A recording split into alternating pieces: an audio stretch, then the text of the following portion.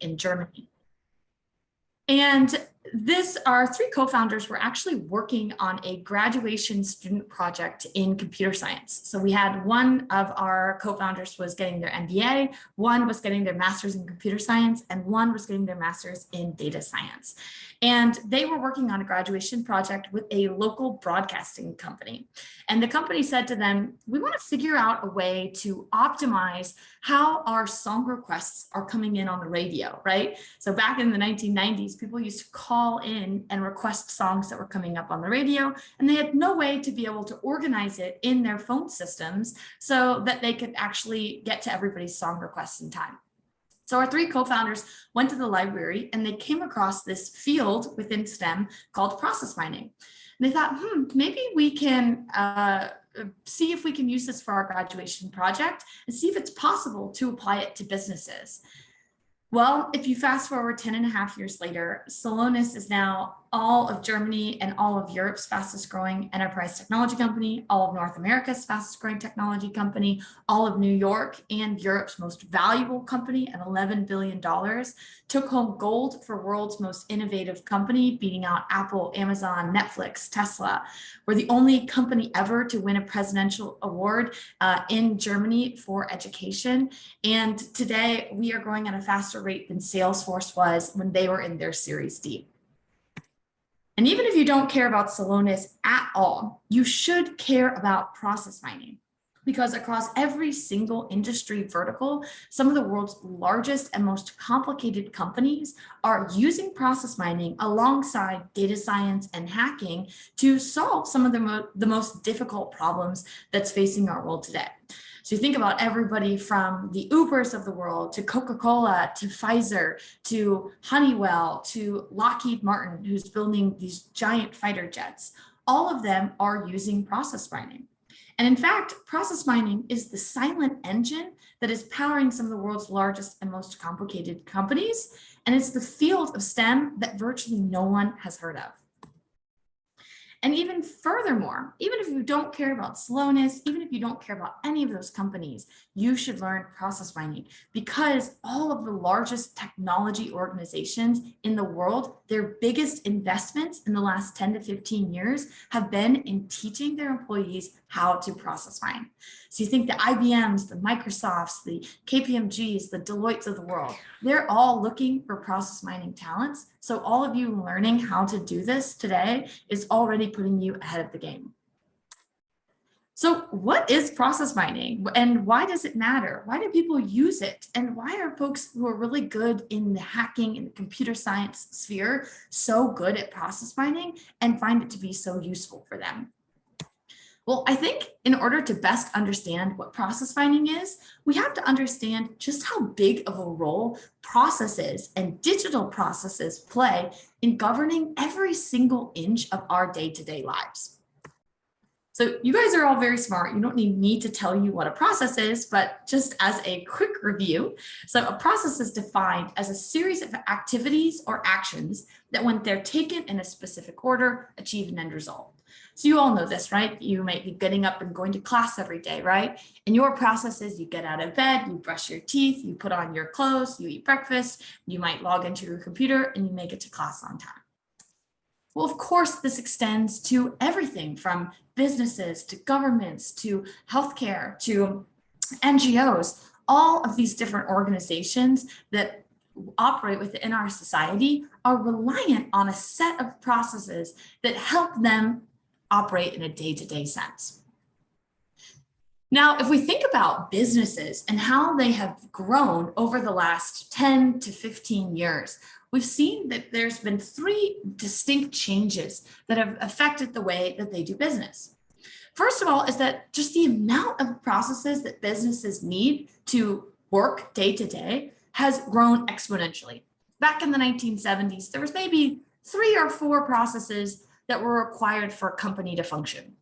But today we see, dozens, if not hundreds of business processes that happen every day, from shipping supplies, ordering pencils online, your legal department, cybersecurity and incident response, warehouses, marketing. All of these are mini processes that are basically required for a company to be able to keep up with every single day. The second thing is that their processes have become more complicated, right? Gone are the days of mostly mom and pop shops, and now organizations span multiple time zones, all these different countries, complicated legal departments, and it can be extremely difficult to track how a company's processes are really happening. And then lastly, where you all come in, processes have now become entirely digitized.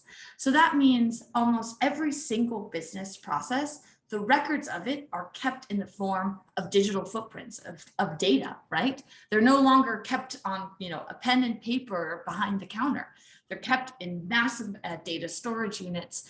And on top of that, now computers are actually completing steps in the process, right? You think about something like a production line. People are no longer just hand making everything step by step. Computers and heavy machinery are making things step by step, and all of the records of these materials and production are being recorded internally. So you think about, you have all these massive business processes, companies are larger and more complicated than ever before, but how do they keep track of how they actually run, right? How does a Coca-Cola of the world track their global shipping and supply chain routes? How does Goldman Sachs track all of their different financial transactions that are going on? Well, they've tried their best to do a good job in keeping track of all of these digital footprints. And companies have traditionally, in the last 10 years, tried to track their business processes by just collecting as many digital footprints as they possibly can for storage. So what does that mean? Let's say, for example, you go to the Toronto airport, you check in for your flight with Air Canada, you go to the kiosk, you print off your boarding pass. Well, Air Canada has also in turn collected a digital footprint that says, okay, this passenger completed one step of our overall transportation process, right? Same thing if you go on to Amazon, you click that checkout line, you place your order, and you get that confirmation with your email. Again, Amazon has collected a digital footprint that says, okay, they have completed our purchasing process, right? So you can imagine everything from the scooters that you ride around, to the IT help desks, to what you order online, to going and checking in for your flight.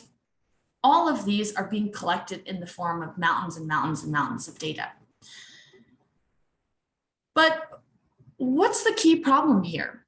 Well, the problem is that even though we have all this data, we've become more and more complicated than ever before. We've become more technologically advanced. We've hired better workers, we have better training. Our packages are still late. Our financial transactions still go awry. People still hack into our systems. We are still generally unhappy with our products and services. And overall, there's still this massive disconnect between how companies should be able to run and how they are running in reality. And the problem with this is because even though we are collecting all of this data, none of it is connected together. So every single step of a process is connected in a different computer source system, and none of them are communicating with each other. So when companies or organizations or governments or hospitals are trying to collect data and better understand how they operate day to day, it's like they're looking into 1,000 mini piles and trying to tell a story. So the result is, Starbucks got that one digital receipt that you purchased your coffee, right? They got that one receipt when you checked out and placed your coffee order. But they didn't know if you had to wait for 45 minutes in line. They don't know if you had to remake your coffee 4 times. They don't know if they were out of ice, so they could only make hot coffees that day. They don't know if they marked on the app that your order was ready, you came there and it wasn't there. They don't know if your credit card got declined 4 times. They don't know if you got into a screaming match with the cashier. They don't know any of those things.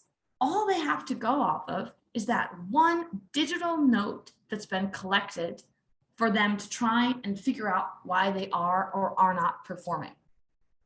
This presents the case for process mining. So what actually is process mining and how does it work? Process mining is a field of technology that's a combination of data science, computer science, and business. And it has four main use cases. The first is that it's used to gain transparency into processes as small as local pizza delivery routes to as big as global shipping routes or Wall Street or hospital chains that are spanning across huge cities like national healthcare systems. Process mining is also used to understand really complicated data. If you think about these massive warehouses in the middle of Saskatchewan that have tons and tons and tons of data, but there's no way to make any sense of it. That's what process mining is used for. Third is that process mining is used to actually understand why something is happening. So for example, if we're trying to catch a criminal who's laundering money and we have all of these receipts, process mining helps us tie them all together and be able to pick out in real time why a transaction is insecure and who might be committing fraud. And then lastly, process mining is used, I know this is cheesy, but it's used to solve some of the world's most difficult problems, like reducing CO2 emissions in the corporate supply chain channel. And this is the challenge that you all will have at the Hackfest this weekend. Okay. So how does process mining actually work? If we look at this and we read it like a clock, we can see that process mining starts with the day-to-day businesses, right? The people ordering stuff over the phone, checking in for their flights, shipping goods, producing goods, purchasing things from their business. And all of the steps of those day-to-day processes, all of those digital footprints are held in these different source systems, right? Different areas that collect big data. Process mining pulls all of the big data across virtually any system that collects it. And then it pieces together every single step of the process in sequential order. So we're able to actually see A, B, C, D, E, F, G, all of the different ways that a company is completing their business process. So for example, with the Starbucks, right? Starbucks might collect data across their business in 5, 6, 7, 8 different source systems. What process mining does is pulls all of that data and is able to actually map out in real time, okay, what happens from them ordering the coffee beans that come from Costa Rica or from wherever they might place their order to the person at the counter actually purchasing their coffee. What are the exact steps and what are the impacts on that business? And then from there, they can actually show in real time a digital twin of how a company is actually running. So for the first time, you can see, looking in data visualization, all of the different ways that a business process is being carried out in reality. So companies can see the difference between how they think they are operating and how they are actually operating in reality. So I'm going to stop here for a second because I think we had a couple questions. Yeah, so Omar asked, is process mining a refined version of big data? Yeah, so what process mining does is it takes big data and it's able to visually present to anyone what story that big data is telling. Exactly, it's a customer journey map that captures the back end of the business. That's exactly right. I think someone also mentioned, I heard about Celonis when they raised Series D in 2021. That's right. So Celonis raised over $1 billion in 2021, setting a lot of records because no one had ever been able to visualize for the first time all of that data that's being stored in random places all over the world. Okay. So just to kind of review, how does this actually work, right? First, we have pulled all of our data from all of these different source systems, and then we make our data model one combined data model, right? And this is what shows us all the pieced together parts of a business process, from global shipping routes to ordering your coffee. Using that data model, we now can see visually on the screen all of the different ways mapped out that a company works. And then from there, we can make improvement suggestions. So we can ask ourselves, why are all of the shipments of pens being late, being delivered from Toronto to British Columbia, right? Where are the bottlenecks in our resources? Are there activities that are being skipped, like maybe a quality check on food? Should we change activities? Or is our process should it be completely redesigned altogether? And then once we ask ourselves these questions, we can actually create apps that allow for workarounds in business processes. So let's say, for example, with a pizza delivery shop, right? You identify that there's an inefficiency in the pizza ordering process. You can create a program in real time that creates workarounds or automated redesigns of processes to help make that pizza shop more efficient, more effective, more consumer friendly, more environmentally friendly. And as you can see here, process mining can be used for virtually anything. For example, process mining has been used to help optimize COVID-19 vaccine distributions during the era of COVID to help make it more optimized supply chain route. Process mining is being used in Houston, Texas, to look at clinical trial efficacy in cancer patients. So the steps that are taken in evaluating a patient, maybe that is available for clinical trial, is that a good, healthy, efficient, effective, patient-friendly process? Process mining is used in aerospace engineering. It's used in cybersecurity. It's used in picking out money laundering, people who are, committing financial fraud. And the area that we are going to be showing today for the rest of the workshop is the era of environmental policy and sustainability, specifically in CO2 emissions. So if we take a look here, there are three distinct ways that process mining can be used in sustainability. The first is cutting down on actual waste that's being created in supply chain. The second is being able to pick out exact points in a supply chain that has high CO2 emissions. And the third is being able to evaluate our suppliers, whether or not they are being good stewards of the earth, and then be able to change what suppliers a company might work with that helps match their values.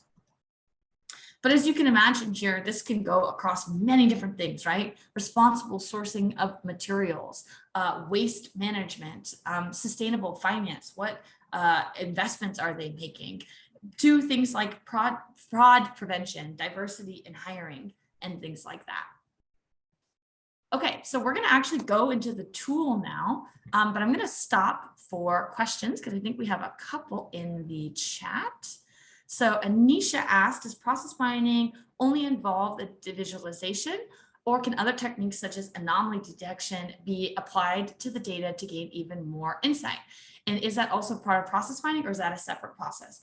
Amazing question. So where process mining is headed towards is it is being combined with techniques like anomaly detection in a tool like Celonis. So let's say, for example, you are looking through the visualization of day-to-day cyber operations within a business, and you can actually program it in the Celonis tool to flag anytime there is a quote breach of normalcy within day-to-day operations on a network. And then that allows you to take action to help mitigate what we would call an inefficiency or a change in how the business's daily operations is running. So that allows us to pick out things like money laundering, but also areas such as cybersecurity and things like that. What we're also seeing right now is process mining is being combined with process automation. So we are now programming machine learning algorithms to pick out and be more predictive and say, hey, based upon inefficiencies or breaches that we saw in the past, this is what we think is coming down the line for your organization. Here are recommended action items that we would tell to you to help mitigate this either upcoming inefficiency or something that's happening in real time. So it started with data visualization maybe 5 to 10 years ago, but this is where we're seeing it today and where it will just continue to evolve in the future. Yeah, let companies isolate the data and map only that journey. Yeah, exactly. That's exactly right. I hope that answered your question. Okay, so I'm going to give everybody just a couple minutes. If you have not already logged into the tool, be sure to do that. And I'm going to get logged in myself. And I will also open it up in case there's any questions or comments that anyone might have.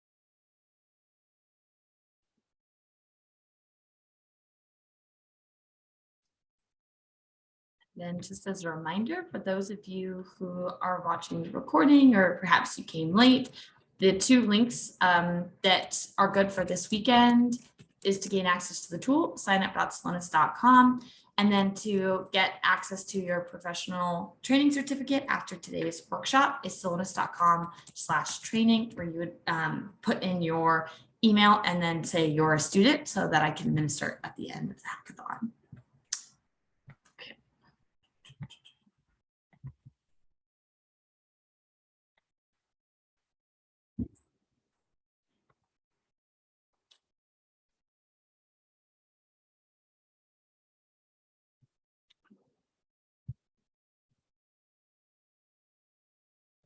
Okay, so I'm going to go ahead and share my screen.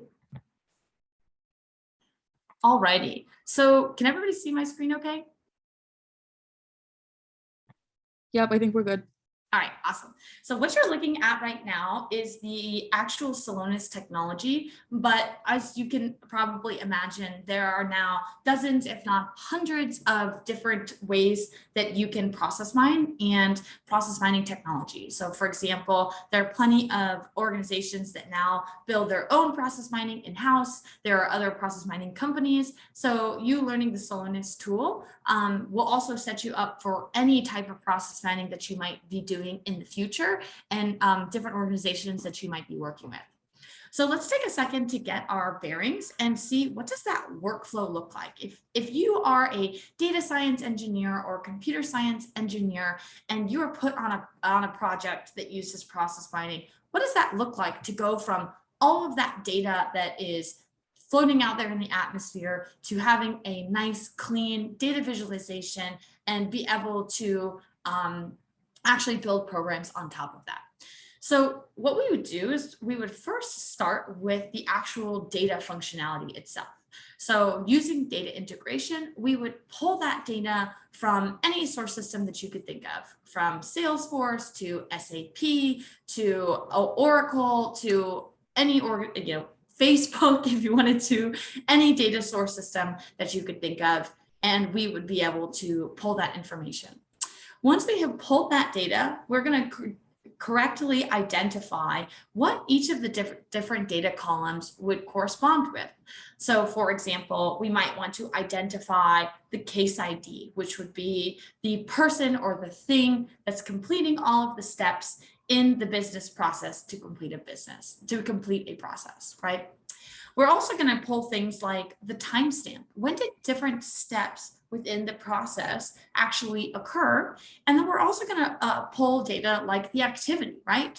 What did employee number 400, what steps did they complete in their day-to-day workflow that we're trying to optimize? Once we have actually pulled that data itself and synthesized it, then you are ready to actually build out your own workspace, be able to process mine. And the challenge that we have for you all this weekend is you'll be working off of an existing analysis, but if you want to build your own, I will post a tutorial video at some point for you all to gain access to if you want to try your hand at it yourself. Once we have gotten the data into the tool, then we can build out our own app. So we could either do that in the Studio tab, or one of my favorites, building your workspace in the Process Analytics tab. So if you were working for an organization and you logged back into the tool, you would have access to virtually any process that you were working on within your team. This could be anything like, for example, we're working on a project with Lufthansa, looking at their overall flight productivity, right? How efficient are they from when they're at the gate to taking off in the sky, of boarding people onto the plane, being able to serve them refreshments, making sure they do the security check and those types of processes. We can do anything from that to something as simple as pizza delivery operations. And this is going to be the challenge that you all work on this weekend. So let's go ahead and take a look at an example of what this could look like for each one of you. I'm going to go over, actually, I think Studio might be better. Yeah. So for those of you who are following along, feel free to go into the Studio tab and click on in your workspace, Pizzeria Mamma Mia.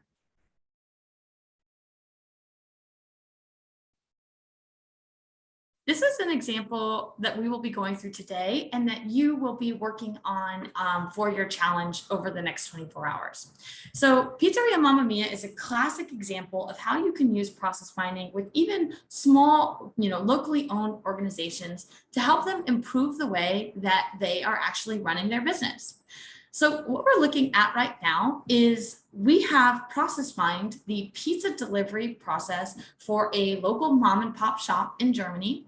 And we want to see all of the different ways that their pizza delivery process has happened in the last 5 to 7 days. So here we can see that there's been about 72 orders. They had a profit of $1,300, but they have a pretty poor customer satisfaction. So let's see if we can poke around and, using process mining, kind of determine why is it that they have a pretty low profit, and why is it that they have a pretty low customer satisfaction. We can first take a look and see here that process mining, the machine, has put forward to us all of the different ways that the Pizzeria Mamma Mia's pizza delivery process has happened in real time. So we can see in the last week, there are 25 different ways that this company has done their pizza delivery process. And if we poke around, we can actually drag and drop and see, okay, day to day, what does our pizza delivery process actually look like in real time? Probably a little bit more complicated than you would traditionally think, right? And this is only the ways that they are, delivering their pizza in the last 5 to 7 days. But let's see if we can poke a look at some of our different variants and see if we can find any inefficiencies that might be causing that low customer satisfaction. So if we take a look here at our first variant, or the most common way that this organization delivers their pizza, we can see that 21 times they follow a specific order. So the customer orders by phone, they start preparing the pizza, they start baking the pizza is ready, they plan the route, the pizza arrives at the customer, and the customer pays. So nothing too crazy to write home about, right? Let's see if we can take a look at the second most common variant. Here we can see nothing to write home here. We have about 6 orders this week where they ordered at the counter before they started preparing the pizza. Now let's see if we can scroll on to our third most common variant. So this happened about 6 times in the last 5 days. If we press play, we can see that the process starts by ordering on the phone or baking the pizza, and then something interesting happens. Can anybody tell me if you can pick out what happened in the third most common way that this company is delivering their pizza? Anybody guess? Take a guess.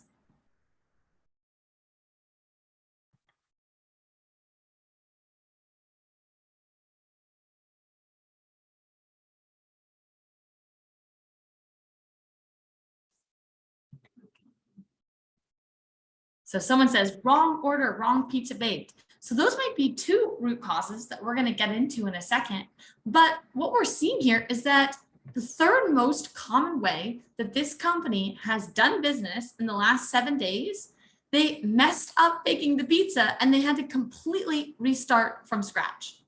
Now, you may not know this when you are just running your day-to-day local pizza shop, but the data doesn't lie that they are not efficiently communicating between the orders on the phone and the folks that are actually baking the pizza behind the scenes.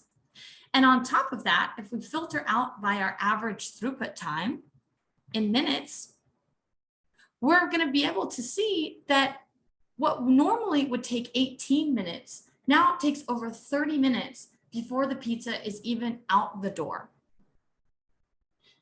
And then, of course, if we do add yet another one, we can see variant number 4, variant number 5, and so on and so forth.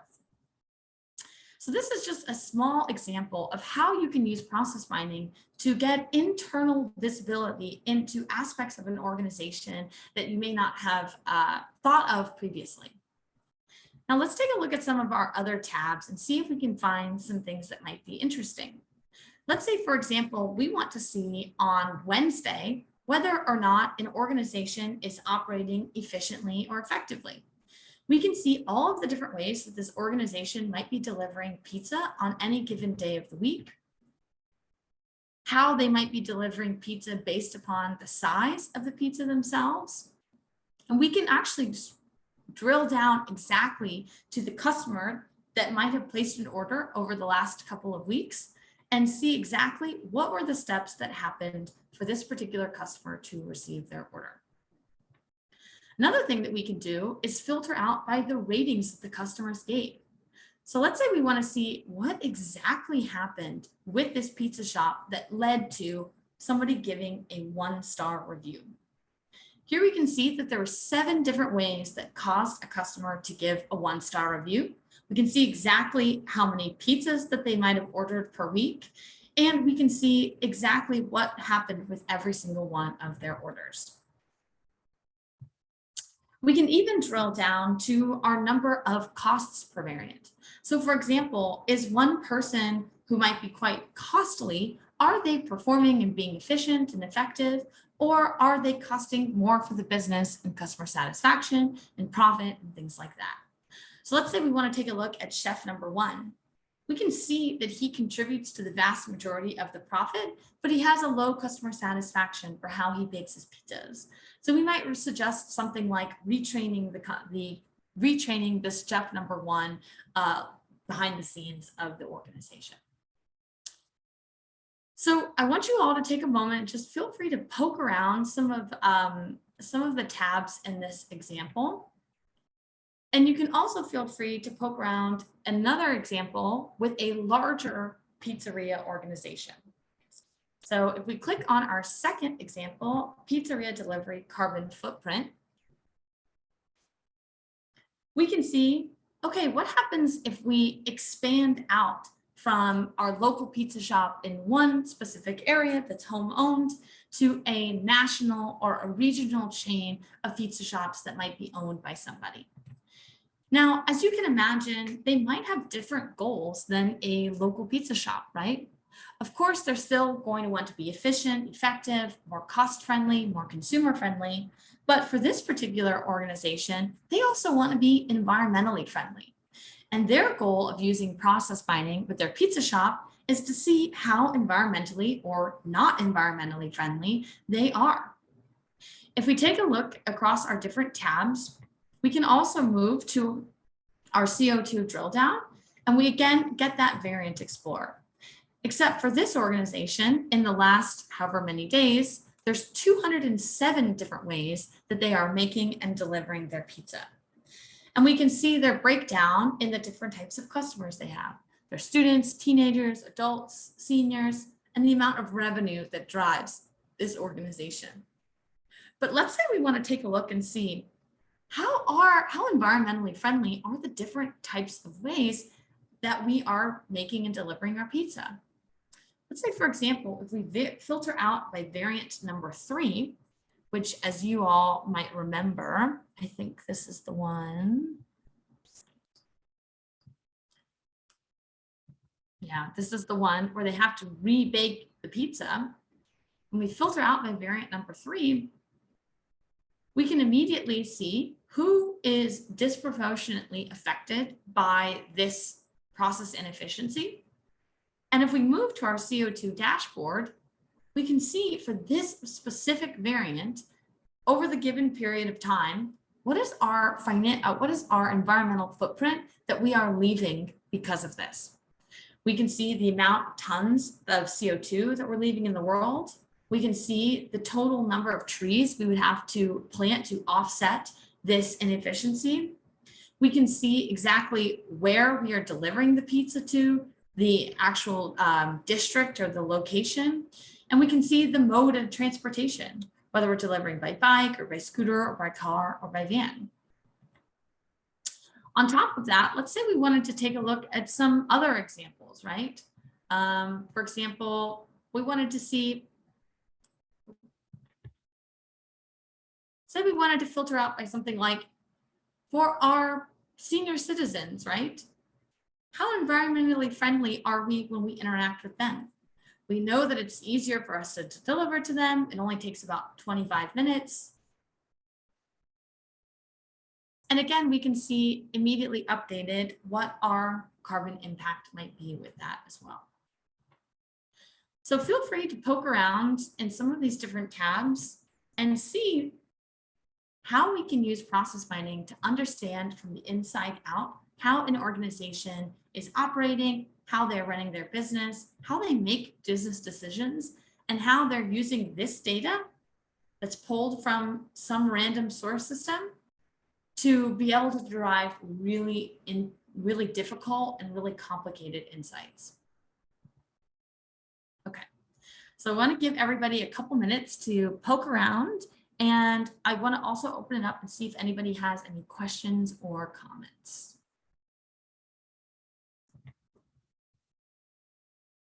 Okay, so somebody asked, how do we calculate the carbon footprint from the bike? So yeah, so that's a great question. So a couple of these, so the bike or example, I think is coming, to be honest with you, from demo data, but we are partnered with organizations that specialize in retrieving CO2 data from different supply chain source systems. So for example, we're partnered with an organization called EcoVadis, which helps look at supplier sustainability scores and collects that type of data in their particular source system. So of course, with this one, we're really lucky. This organization works with an environmental source system that collects that type of data, but of course, not every organization is going to have that accessibility to data.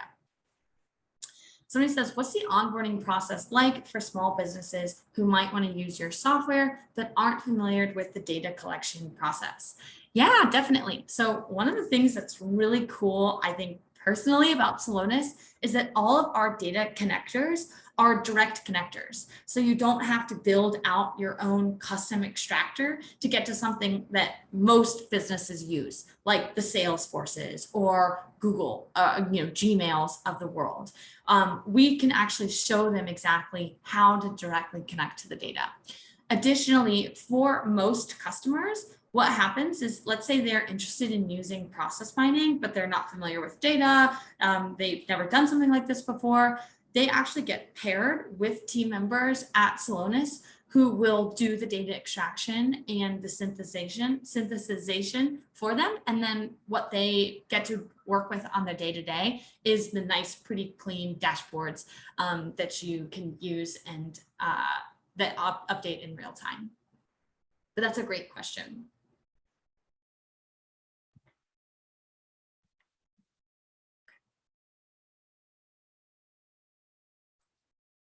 We have one more question.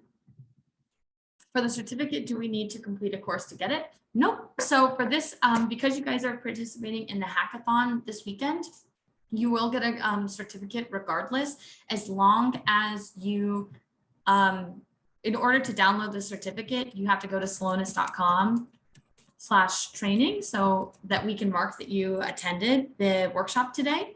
But actually completing the challenge is optional as long as you came to the workshop today. But of course, I really recommend if you have a chance to poke around in the training portal to take a look at some of our other professional certification courses, because those actually teach you how to do things like extract the data from different source systems, build out your own custom extractors. It also teaches you how to use our machine learning workbench that allows you to build programs on top of the analyses that you can build within the tool as well. There's so many super cool things that you can do on top of just what I showed today, but I wanted to give everybody a brief overview of process mining because there's many layers to it, and we only have an hour together.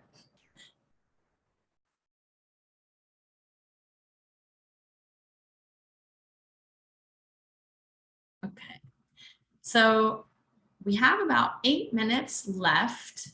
And I wanted to just share with you all, if you haven't already taken a look at the Celonis challenge, I wanted to talk a little bit about that and answer any questions that anyone might have about that. In my opinion, if you came to the workshop today, it should be pretty relatively streamlined. So what it is you'll be taking a look at the workspace for the carbon emissions and answering some questions on those. And then you also have the option, if you want to learn how to build your own workspace, like the one we looked at today, then I will post a video tutorial that you all can try your hand at and try to build your own workspace with your own tabs and analytics that we did in the workshop today.